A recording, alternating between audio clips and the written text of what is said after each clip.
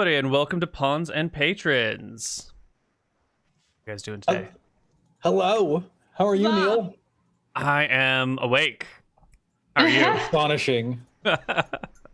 It's actually a huge feat to get up at 10 a.m. on the weekend. So, like, super stoked to see you all here today.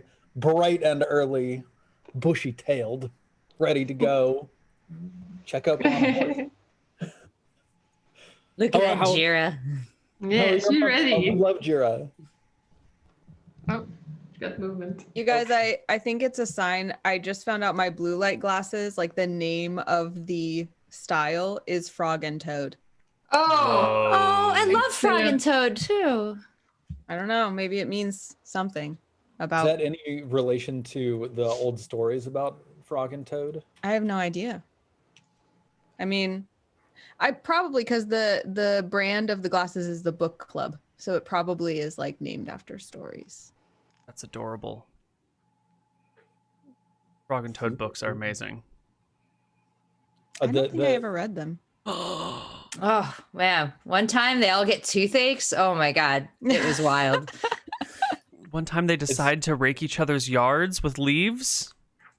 Oh, bake cookies, but they're only going to have one cookie, Anna, because they don't want to eat all the cookies. Yep. I think I remember that story somehow. That's the one where, like, but we can open the jar. Yes, okay, I do remember that. Yeah. We can smell the stuck cookie. with me, apparently. Oh, right.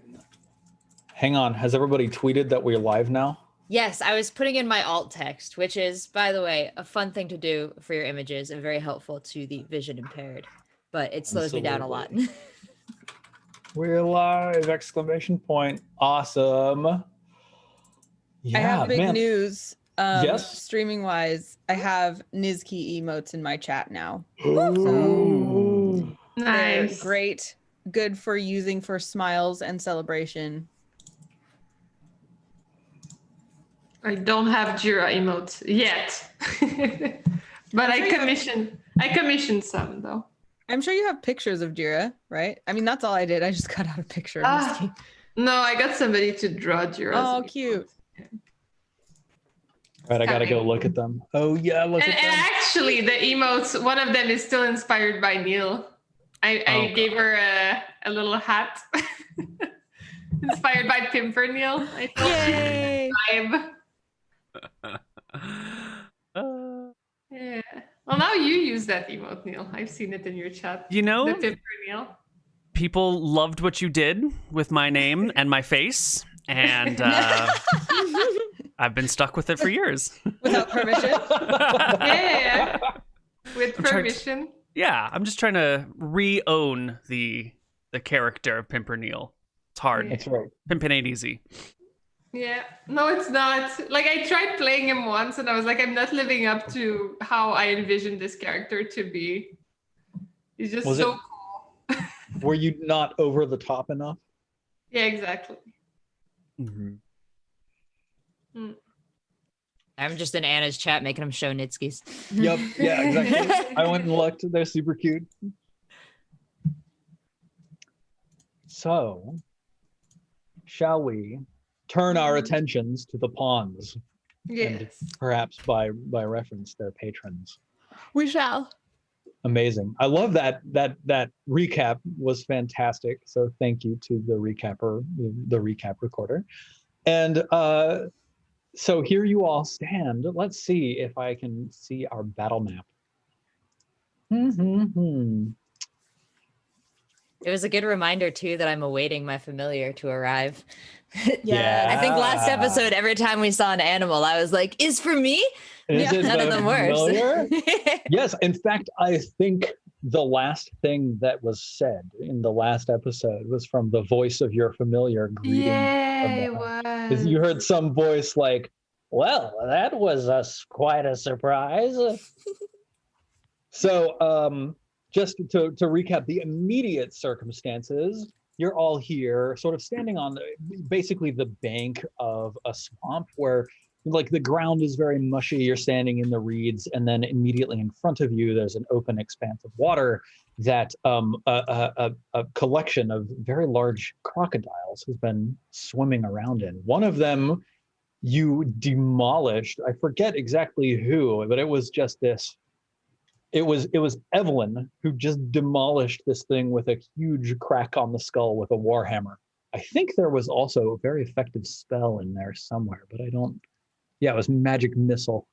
Incredible. And then the other crocodile, as you look out over the water, you see its tail making sine waves as it pushes itself away, carrying a half-eaten chicken breast in its mouth as the crew managed to distract it. Now, D'Artagnan has his snout poked above the water because it's not actually super deep.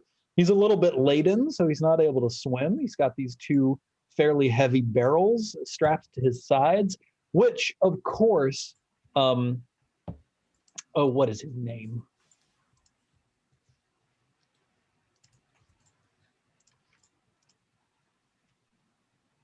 The frog we heard crying in the swamp. Yeah, do any of you remember the frog's name? Hang on, we've got it. We've got it somewhere very nearby. It's probably on the wiki. Right? Our excellent wiki. His name is Bellon, and he's I think he's wearing a beret. Yes, he's bemoaning anguishedly. Oh my! You must recover my barrels of spice. Yeah. Yeah, and he was saying that D'Artagnan was dead. Yeah. My horse has died. That's a terrible, terrible tragedy. Yeah, exactly. I remember that. So as you all watch this crocodile go swimming away. Oh yeah, I just remembered. I think haven't we written in his bag that he's stretched today? I think you did. Like, Oh yeah, we put a sign on him. Yeah. Yeah. All right, hang on. Well, I'm making a note of that. That was important. It was my plan to get out of this. It's Blame it on so another going to frog. work. Let's see. Can I just draw a line? Oh, insert horizontal rule. Amazing. Then again, So- it's basically saying Stretch was here, which is not necessarily better. Party pinned a note, Strej, to the back of Bellon. All right, fantastic. So as the 12 of you, is it 12? See, 3, 6, 9, 12. Yes, as the 12 of you recover from your brief bout of adrenaline facing off against these crocodiles, Agnes, from behind you, you hear, well, that certainly was interesting. Agnes turns around and she kind of has briefly forgotten at this point that she had summoned something. So she's like, who's that with the commentary? Agnes, would you describe what you look like, please? Yes, Agnes was once like a woman who would present as noble, and that would help her business. But over the course of adventuring and after having fallen on hard times, and perhaps serving a stint in prison, Agnes looks a little wretched. She's got like clumps in her long black hair, and she's got like dirt on her face that if she was aware of, she would be very embarrassed about. And all her clothes are kind of like tattered. She keeps retying them. So as she turns, she kind of just turns this big like knotted mop of clothing and her very like witchy hair and looks. You see, standing on a stump, sort of 10 feet away, an exact replica of yourself. Just an incredibly tiny scaled. I think. Let's see. I'm so excited. Let me make sure, like, how large this creature is. Yeah. This creature is I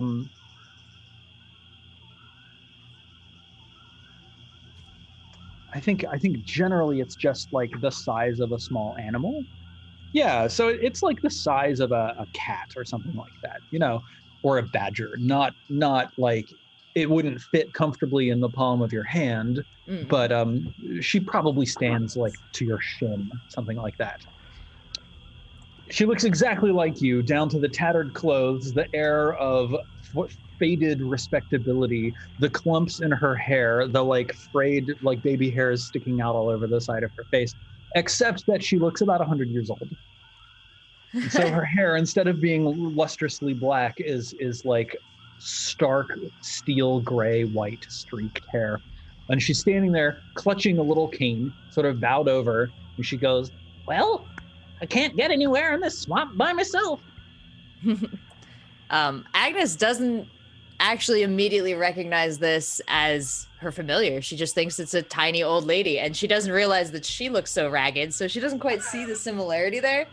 And she's like, "Old woman, what are you doing out here? This is no place for the geriatric type."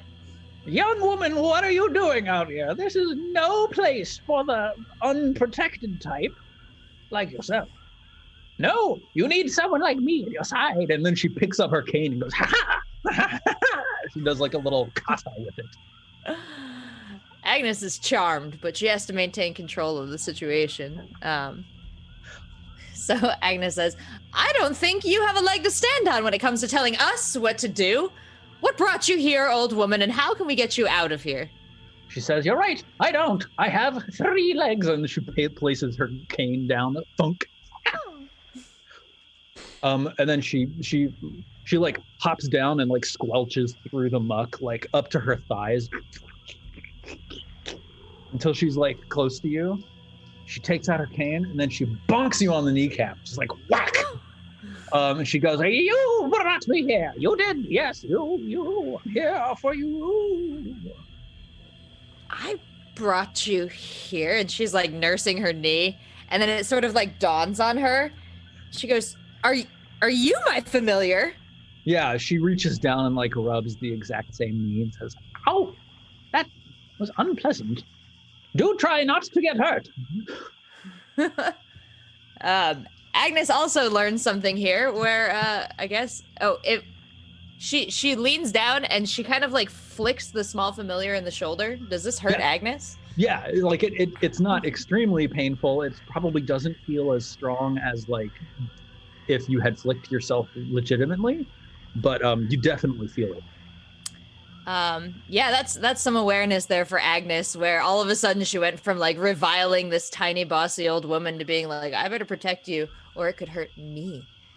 And she's True. like, "Well then, get out of the mud. Come up here. Get up here." And she kind of like scoops her up with one arm, and she's like, "We'll sort this as we go." And now she's holding a tiny old lady. Yeah, she nods and says, "We're going to build you some sort of a platform. You can wear it on your back. I can stand on it and order you around like you're like some sort of a giant beast of burden." "I think not. I think this will require some iterations, but for now, just try not to get hurt." Righto, you do. So let's take a look really quickly at the rules for this patron. This familiar. I'm going to show this handout to players. Fuck. This is Agnes's familiar, a guardian familiar. The form that she takes is an ancient miniature version of Agnes.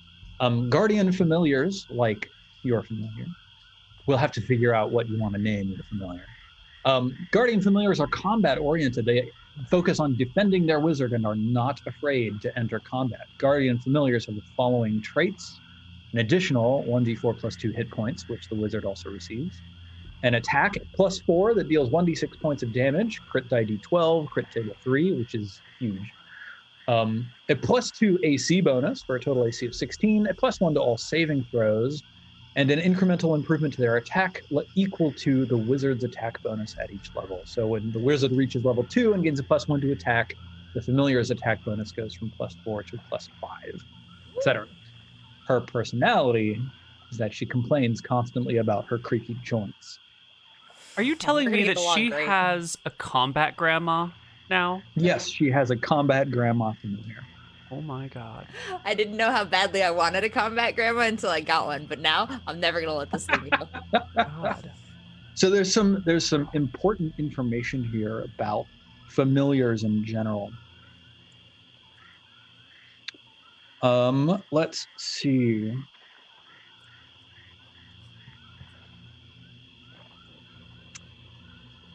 And here I was expecting like a cute cat or like Yeah, I was like, we're about to Right? traipse across Like, this world with an and- alligator. yeah, like a miniature horse. I don't know.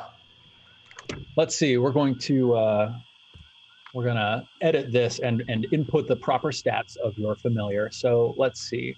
HP. Would you roll 1d4 plus 2, which is the default hit points for a familiar? It's 4. And then I believe that the guardian familiar aspect of this creature will increase that. AC is 14 due to small size and agility. And indeed, she's sort of like clambering up over your head, down onto your other shoulder. Ah, my back. She will use your saving throws. So Agnes, would you tell me what your saves are? Agnes's saving throws are.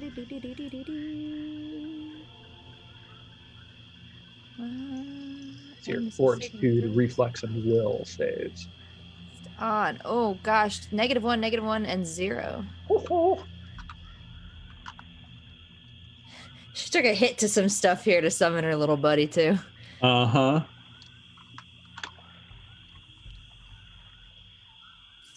Do I also add the hit points to Agnes as well? We're gonna look that up Oh, pretty got soon. it. I will wait. I think that you do. I just want to make sure. Reflex, fortitude, and willpower. Yep, fantastic. Cool. They're unusually intelligent for their species, typically around an intelligence of 5 in human terms. You and your familiar can communicate telepathically, though this is limited by the familiar's senses and intelligence. So, for example, a toad's 6-inch height limits its ability to see onto tabletops, and it cannot read. Fortunately for you, Mini Agnes has no such limitations other than size. Is she hard of telepathic hearing? Can you try to telepathically talk to her and just not quite get it? Yes, absolutely she is. God, this might be my favorite the familiar creature of all is time. absolutely loyal to its wizard master. The wizard gains bonus hit points equal to the familiar's. So for now, you've got a +4 to your hit points. If the familiar has a natural ability, you get a +4 bonus when using that same ability. No, in this case. Guardian familiars gain an additional 1d4 plus 2 hit points, so go ahead and roll that.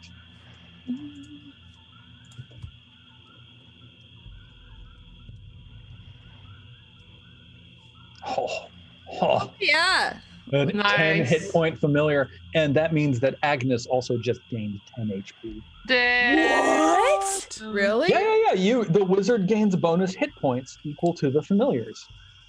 Oh wait, so I had 4 and then I got 4, and now with this, Now you get an additional 6, so you gained 10. So you went from a 4 wizard to a 14. You're like a full-on tank. Can I we have the most HP of the party. Yeah, by can we use you as a miles. tank? Absolutely not. So does- wizard?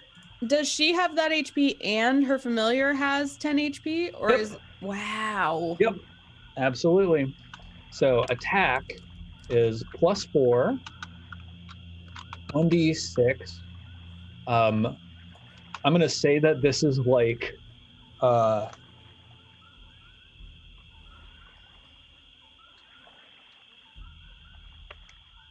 I think that this has to be her attacking with her cane, her gnarled walking staff. That checks. So 1d6 bludgeoning. Crit 3, 1d12. So if you ever score a crit with your guardian familiar, your guardian familiar gets a +2 AC bonus, bringing that AC up to 16 instead of 14. You get a +1 to all saving throws, or the familiar gets a +1 to all saving throws. So that brings fortitude to 0, reflex to 0 as well, and will to +1. And then they'll level up with some other things. And I think that is it. Yes. Miniature version of the wizard herself. But ancient in age. Okay, here's where it came from. This ancient familiar of yours grants you an extra life. The first time the caster dies of any cause, the familiar dies instead, and the wizard is restored to life with full hit points. Dude, this is like completely worth all the sacrifices. Holy Yeah, right? Less the consequences what were of the familiar sacrifices? Agnes had to burn away a ton of her stats in order to successfully cast this spell. So right now, Agnes is like 4 strength, 7 agility, 6 stamina. Her body is like withered, and you can see like the blackening of like her arms and stuff where she's poured out her life force to summon this creature. So yes, extra life. When Agnes dies, the familiar will die instead, and Agnes be restored to full HP, less the consequences of the familiar's death, which we will now make sure that we understand because it's actually very important. Enlarge, find familiar. Caster gains hit points equal to the familiar's and other powers as well, depending on the creature summoned. Once the caster has summoned a familiar, whether having met it or not, she cannot summon another until the current one dies and a full moon passes. If a familiar dies, the caster immediately keels over in intense pain, loses twice the familiar's hit points permanently, and suffers a -5 spell check penalty until the next full moon. So loses twice the hit points permanently. Wouldn't that just kill her anyway? yes, it would. So don't die until you've at least leveled up. Oh no. So, Oh, damn. But wait, she can die once, right? No. Except no, that the familiar yeah. would die, and then she would just die anyway because she takes all that damage from the familiar dying. she would. So first, Agnes has 14 hit points. Yeah. When the familiar dies, Agnes loses 20 hit points permanently. So you probably can't benefit from that extra life thing until you level up. Makes sense. So when the familiar dies. Yeah. Okay, so you can't die, the familiar can't die. Yep. Her name is Senga. Senga? Senga. Senga. I love it. I see what you did there. So it doesn't just like sacrifice the familiar instead. It actually counts as the familiar dying. Yes. Huh. And then I would not be able to resummon this familiar, right? I'd have to go through the process of meeting a new one. Yep. You would cast the spell and let the winds of magic tell you what you earn.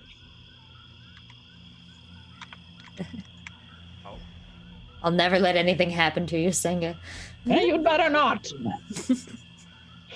3 suffer a -5 spell check penalty until the next full moon. All right.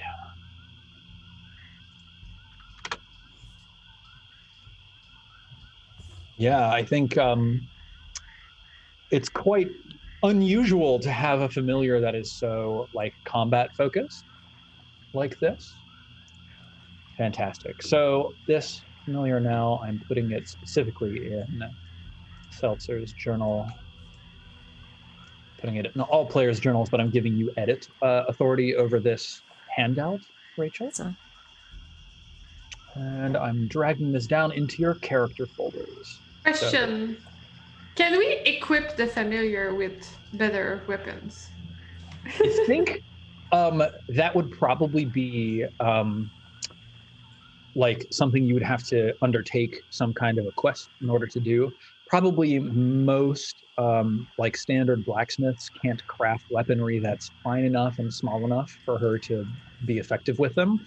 And I suspect that familiars, probably being the magical creatures that they are, can't just pick up a knife and use it the way that we can pick up, weapons and use them. But the answer, with all of those caveats in place, is yes, absolutely. All right.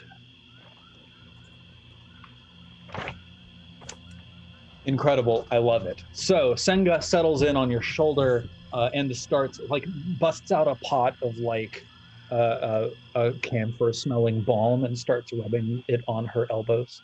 So, oh, it's good to get off of my feet. Now, what do the rest of you do while Agnes and Senga are meeting each other?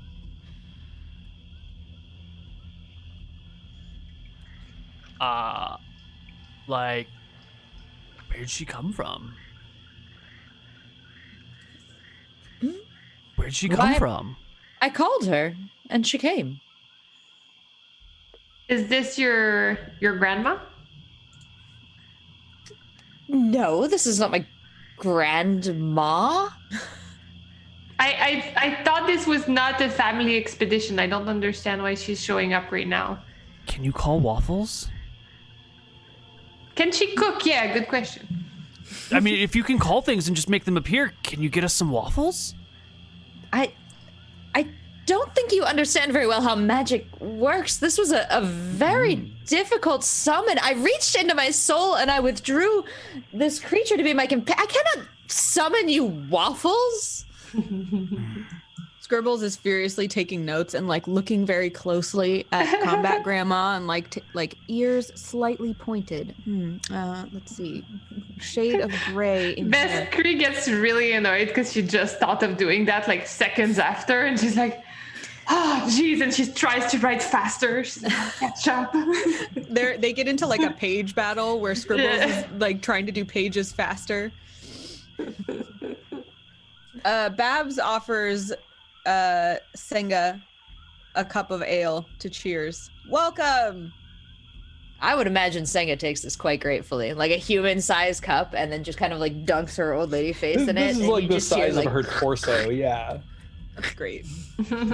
Babs is like, cheers, and like hits it, and it kind of like splashes on Senga a little bit. Agnes feels a little bit drunk and then just takes the mug away from Senga and hands it back to Babs. Babs puts it away. That's maybe useful. Please don't get my grandma Senga drunk. It affects me. I wish that I had a tiny person that I could feed a thimble full of ale and then it would affect me. Well, that sounds efficient. Consider the investment, young wizard. Oh, you're a wizard too, eh? Where's your familiar? I want to do battle with it. My familiar's right here. Babs pulls the like barrel of ale she carries and slashes it. Ah, an elemental. I see. Duke's up. Babs plays along and is like, ha, ha, ha. From off behind you. By the way, points for elemental, Steven. Yeah, DM points for that. 100% stolen from World of Warcraft. But it is fantastic. Still good. From behind you, you hear a forlorn wail. Whoa! Oh, is that the frog again? Yes. Oh. He's sat himself down in a puddle of mud. Wait, and did we? His legs are like muddy up to his waist, and he's dripping big sad frog tears from his big sad frog eyes. Wait, what happened with the horse? Did we get the horse? No. Yeah. There's still a horse out in the middle of this pool of water. I want to deal with that. Yeah, when Fiona hears the wailing of the frog, she goes, "Oh no, not a spectator. Listen, you told us this horse was dead. It's ours now. Get out of here." What? No, thieves! Help! We're not thieves, man. Like, tone it down, dude. Reel that shit in. Rapscallions have come out here and now threaten to steal my precious D'Artagnan. Oh, look! Oh, he still lives! Oh, what a miracle! Do you not, remember that we just risked our lives to save the horse? Do you remember the crocodile? So that you may steal him. Dude. Pretending to be friends. And then... Dude.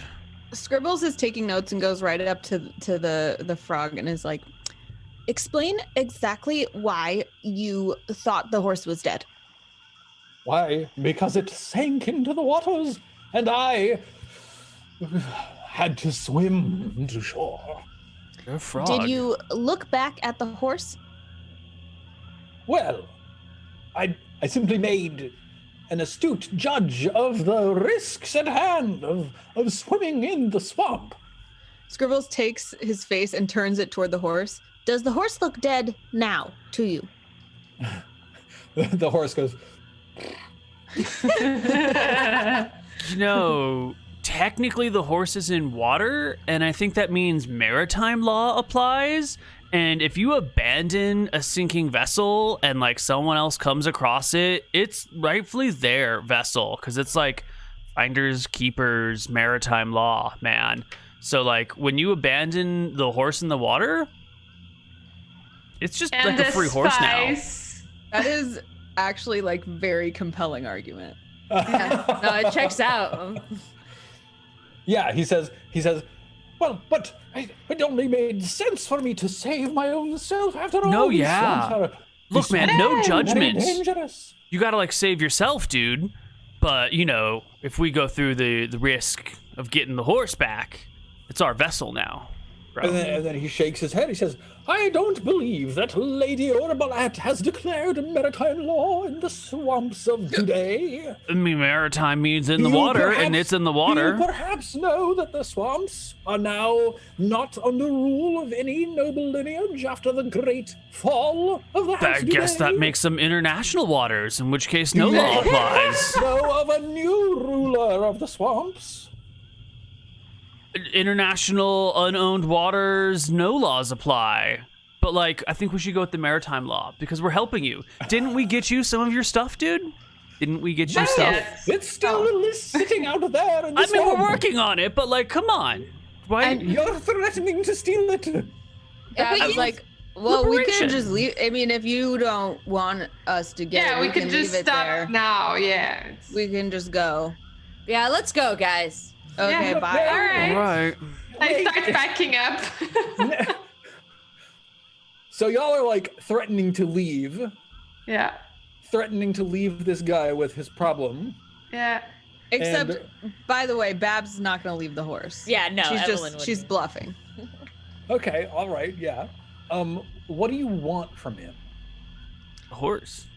So it's clear that he will see any attempt to depart with the horse as theft at the moment. Well, let's just do it anyway. Yeah, he's not demonstrated responsible horse ownership. I'm worried for the welfare. Let's of go. this get Yeah, horse. this is a compassionate mission of mercy for the horse. Mhm. And the spice. I feel like the spice also deserve compassion. I mean, you can never have too much compassion. No. Well, Never. without the horse, we'll leave the frog with whatever spices the frog can carry on its own without its beast of burden, and we'll take everything else. Sounds super fair. Scribbles is as much as can carry. Yeah. So while the 12 of you discuss this in I think a solemn jury, bearing witness to the crimes and questions in play. In the background, there's just this wailing frog who, hops up on a stump and wails to the sky, and then falls prone in the mud and flails around, and then he's grabbing on someone's pants leg and moaning as they pull him around behind them. Who all is a part of the mission to retrieve the horse specifically? Right here. I think Lurjui really wants to be part of it. The jeweler who bought a lot of armor and somehow feels like with all of this good equipment, nothing could go wrong. Are you wearing all of that armor right now? Yeah. It's padded leather. It's padded leather. Wait, is that chainmail? So I think it's okay. No? It's still pretty heavy. It's not not like gluing you to the bottom of the swamp. But Lurjui can help with her pole arm. Which is like, you can, hook the barding of the horse and help. Yeah. So I think that she wants to assist from like the side. Awesome. Babs is looking through her spell book to see if there's anything she can do. All right, Stretch will also start looking. Yeah, Fiona's got a big walking stick. She's gonna try and help in the same way that Jen's character. Lurjui. Lurjui. Lurjui. The Fantastic. jeweler. Neil, who's going out into the waters? I think it's Sky, but I honestly don't remember which characters I have here. I just see darkness. Well, I see D, Sky, and Kate. I had to refresh, Neil, because it went black for me too. Excellent. I will bring Sky for this mission. The gang steals a horse. And spice. Fantastic. I look at Agnes and I'm like, can't you make things super big? Because I think a big horse could probably walk out of the swamp itself. I can make things large, but I do have to touch them, and that horse is in some very deep water, and I'm very tired. That seems really selfish. Agnes thinks for a minute, and she wondered. Oh, did I might have lost enlarge. I think you did forget the spell enlarge for today. Then I give that as my excuse, and hopefully seem more sympathetic. I'm afraid I cannot cast that any longer without a significant rest. I thought that's what you meant by, and I'm feeling very tired. What if we unburden the beast and then take turns swimming down and clearing mud from its hooves? What if we tie the beast to my very expensive pole arm and pull? Beast is about 25 feet offshore. Your pole arm, though impressive, isn't quite that long. Huh. Did nobody else bring a pole arm? We could have connected them together. Denga says, wait, I've got an idea. You all lay down flat and belly flop onto the water, and I'll walk across your backs and lead the horse across to the shore. Agnes places a gentle hand over Senga's mouth as if What are you doing? Why are you waiting? Beskri says, I have a rope. That's nice. super helpful. 50 feet of rope. While you guys talk about things, I'm just gonna go start doing things. And Sky's gonna swim back out to the horse and begin to unburden it. Cool. Yeah. So you're follow. You're unstrapping the barrels from the back. There's just two, one on each side. They are quite heavy, obviously weighing the horse down. They must be quite packed with spice. Are they buoyant at all, or will they sink to the bottom if I unstrap them? I think that the balance of weight is such that they will sink. Okay. But they aren't as heavy in the water as they would be on land. Okay. Well, I will unstrap them and then attempt to swim them back to shore, but not risk my life for them. Are you trying to take care of the barrels first? Yeah, get the barrels out of the way, onto shore, then go back to the next stuff, and slowly unload the horse to land. Yeah. Okay, Babs is assisting. See. Babs is? Yeah. Cool. Fiona as well. Beskri insisted that he takes the rope so that they can pull him or the barrel out. Let's see. I'll take a look at Sky's character sheet. I think for things like swimming, it's going to just require a strength check. and we're going to apply any armor penalty that you have, but I don't see Sky as wearing any armor. I had to give it up. That I like remember that. 100% tax rate or something. Yep. All right. Well, hey, benefit to you now in that you can swim out very easily and you're not hindered by the armor that you would have had. Go ahead and give me a strength check. Huzzah!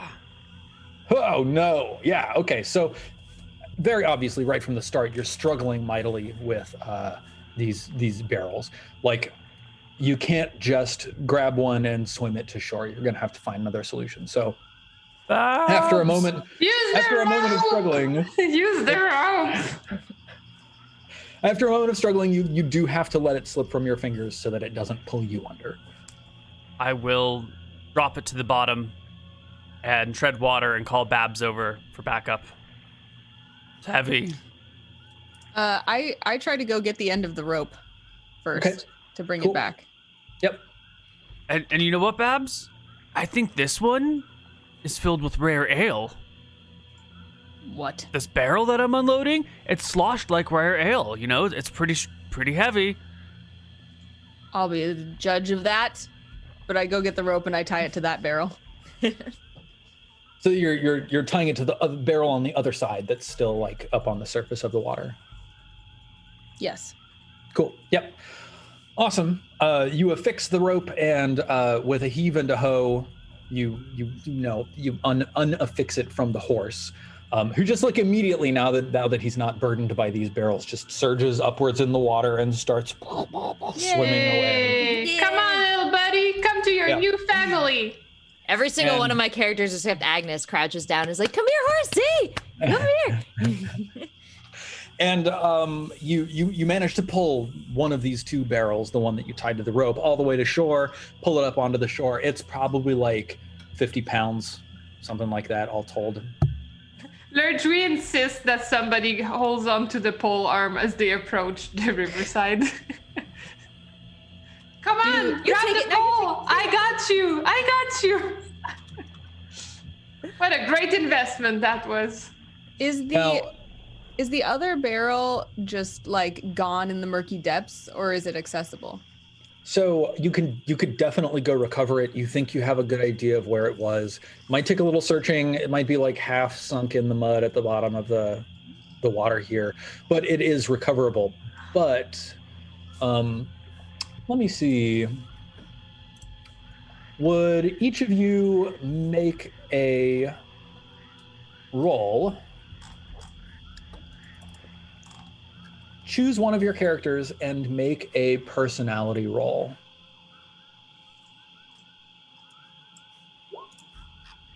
Oh. Wow.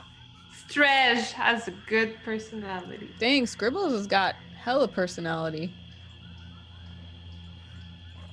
Oops, I did it twice. Of course, Cool. Stretch has a good. Yo, that +3. What? Dang. Holy shit, Kate. Awesome. So it's Kate who sees this first. I probably should have called for luck instead of personality, but whatever. It's Kate who sees this first. In the distance, sort of like screened by, a hung over weeping willow with Spanish moss hanging from its limbs, sort of like two berms behind, so like these humped mounds that are rising up out of the water. You see something sliding through the water in this direction. Uh-oh. It's moving slowly, but it's large. You see about 20 long feet of some kind of what looks like a serpent, except it's entirely bone white. Nope, getting out. Nope, out of the water. I guess that's when we leave. Big serpent next to the hung tree, everyone. Big serpent next to the hung tree. Get out of the water. Ooh. Fiona's just gonna start paddling back to shore. Lurch, we and Bestri stand behind the frog, the crying one. Yeah, Bellon is like on his knees, heading in the direction of D'Artagnan, saying, "Oh, D'Artagnan, I'm so glad you're safe. Don't you want to come to Daddy?" And D'Artagnan just goes, walks over to Agnes and just like Nice. thonk. Oh. Agnes has never felt such affection in her life. She's got both tiny grandma and now the love of a horse. And some parts of her heart are waking up in this moment. Yeah. As the last of you depart from the water, Kate, you can see that this huge beast turns its trajectory away into the swamps. And begins cruising away from the now bereft pond here. Goodbye. Don't come back. Yeah, I think we should not go in the water. Anyone? No more adventures in the water? Yeah? Yep. Yeah. Yep. Mm-hmm. Great. So we're not getting that second barrel, Agnes says. I'm not. Look, it's going away. As you point, Agnes, Oh no. the crocodile corpse that's floating like 8 feet off the shore just all of a sudden goes woof, under the water in a huge spray of woof, the water closing up over it. And look, it's about to be full. Vanishes. It's just fed. It's nap time. All right, guess we're off to our other adventures. Nice to meet you, noble frog person. Bye. Do the group of you just walk away? Well, the horse, will it follow me? Agnes Yeah, takes like a absolutely. step and then another step, and if the horse Yeah. follows, she's like, okay, well, and then she's gonna keep like backing up out of the situation. It's not theft if we're not holding the horse. You know, in some counties, there's a law that if a horse follows you home, it actually becomes your horse. That's a thing. It's a real thing. It's maritime laws. It's very mysterious, Agnes. As the 12 of you stride away through the swamp, leaving the wailing sound of a bereft Bellon behind you, you hear him cry out, "I hope you get eaten by the white tadpole." The what now?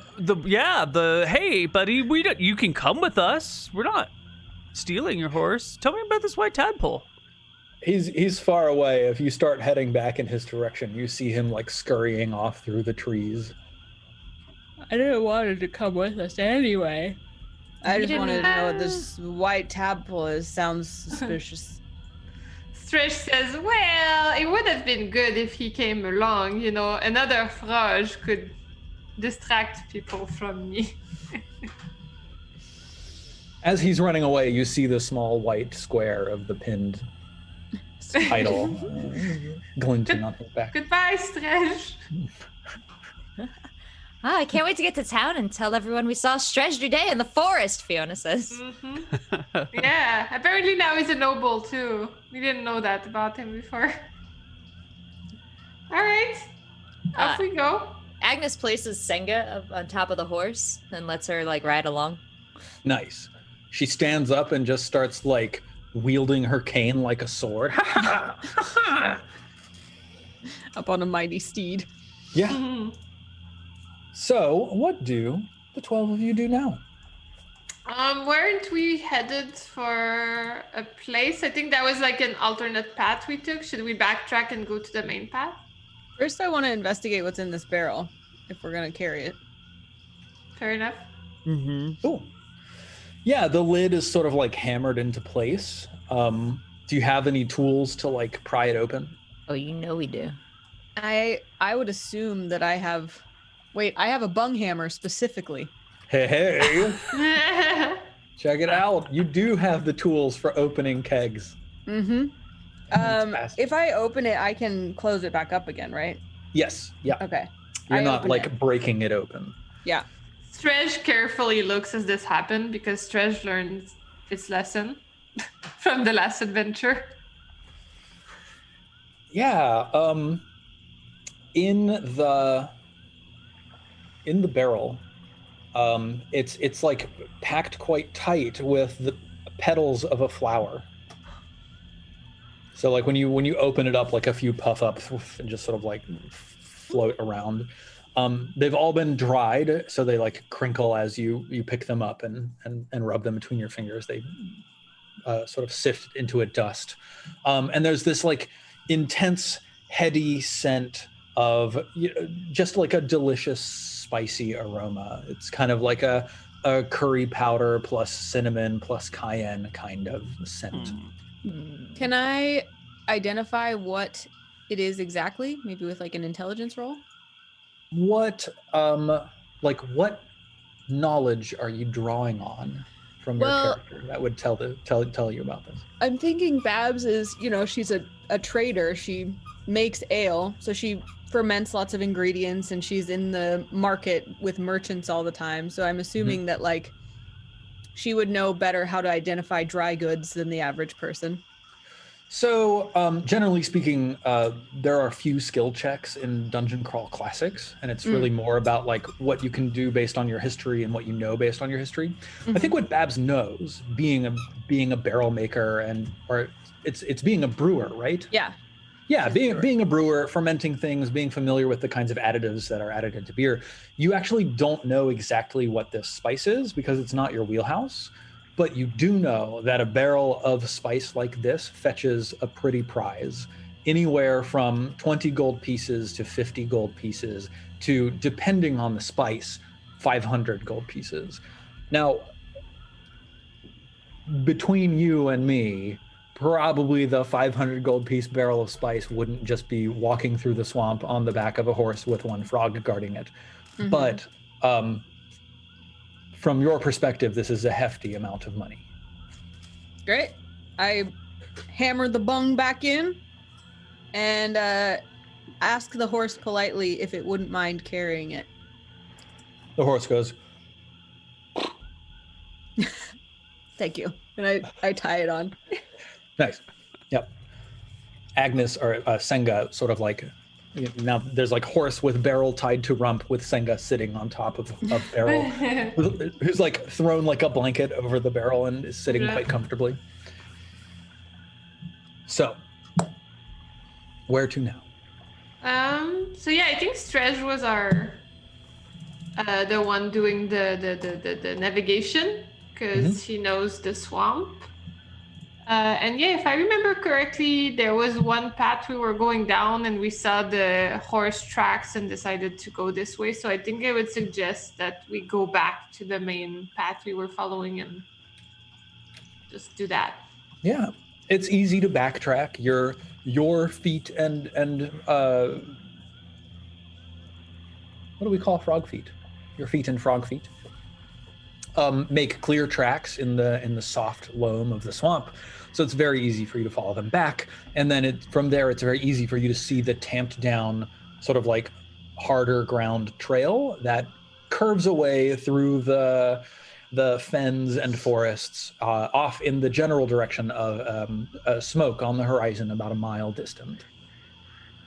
Some 15, 20 minutes later, the 12 of you emerge from the ring of woods around this town that are sort of like constantly chopped low. So what this looks like is there's like a ring of forest that's been specifically cultivated, and the tops of the trees at about like human head height have all been chopped off, and that's forced all these trees to grow these long, thin shoots, sort of all around their trunks. And these have just been regularly lopped off as a building material. So as you head into town, you can see everything in town is built out of like mud hardened and like baked in the sun. There are a number of frog folk walking around, and some of them wave to you and greet you. Aha, hail travelers, welcome to Blobutant. But you can also see that many of the yards and houses are also supplemented with basically woven tree branches that are these long, thin shafts, still quite pliable, that are sort of like bent and crisscrossed and woven to make like shutters or fences or things like that. So into town you ride. Let me see if I can tell you a little bit more what it looks like. Yes, it's a small mud hut village out in the east of Swamp Duday. In the center of town, there's this big dome that's entirely enclosed. There's no windows. There's just like, it's almost like an igloo where it's like there's that domed entrance, and then just the very large dome of the mud dome in the center. You see the signs all around you of like fishing and tanning and hunting and, you know, various subsistence farming type efforts. The gardens are quite small, and they're usually like, you know, small sort of waterlogged vegetable type growths, like leeks and things like that. You see a number of little like flat bottomed boats that are probably poled around, as well as like, you know, tanning racks and supplies, things like that.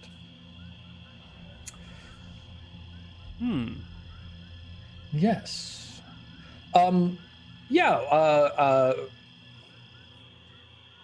Let's see. Yeah, a good frog matron comes out of the large dome in the center of town, wrapped in a fluffy towel, with like a clay face mask on, and she goes, "Oh, well, hello there, strangers. Welcome to Blobutant. I see you travel with a good frog like us. That's very good of you. Tell me, stranger, do you know of this town? Are you from around these parts? I don't recognize your face." Yeah. She's addressing Stretch. Yep. Yeah, I have been away for quite some time, but I have finally returned to the area. Everything's changed. Swamp today got flooded, hasn't it? She nods and like wrings her hands. "Oh yes, well, you must have been away for quite some time to recognize changes like that. Yes, well, it's been some 30 years since the waters rose and swallowed House Dudet, but nevertheless, we of Blobutant make our living as we always have. Yes, well, Lady Herbalot sends her knights through once a quarter, but that's the most we ever see of our noble. Blessed be her name, nevertheless." Lady Herbalot? I think that's the right name. Let me double check. As in a lot of herb. Fiona's gonna get along with her just fine.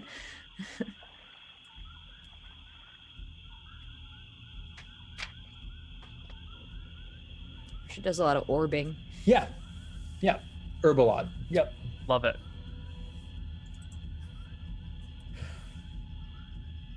Yeah, so people start coming out of their homes and taking a gander at this strange procession of individuals striding into their town. And as the crowd of good frog folk gather around you, I think it's an excellent time for the curtain to come down, for us to take a 5-minute break, stand up, stretch your legs, get a glass of water, and when we come back, we can have some conversations, find out what's going on here, and ask for any kind of information you might need to know.